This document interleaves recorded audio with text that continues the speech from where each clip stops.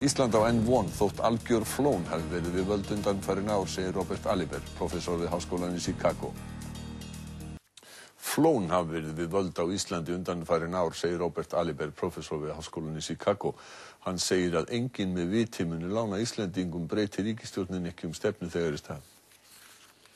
Robert Aliber, hagfræðingur og prófessor við Háskólann í Chicago, gagnrýnir íslensk stjórnvöld og Seðlabankann harkalega í Morgunblaðinu í dag. The current government has fouled up massively, and any sensible business people could do better.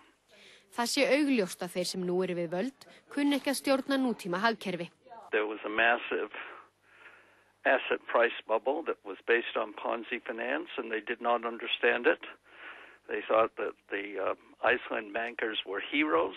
Aliber furðar sig á því að það komi stjórnvöldum og óvart að enginn vilji lána þeim. You would not lend money to someone if you thought that they would not repay.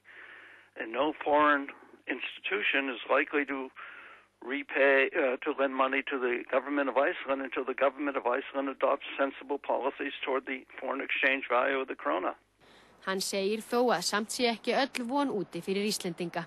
You have an amazing number of very talented and knowledgeable and entrepreneurial people. You've just been led by fools for the last 2 or 3 years.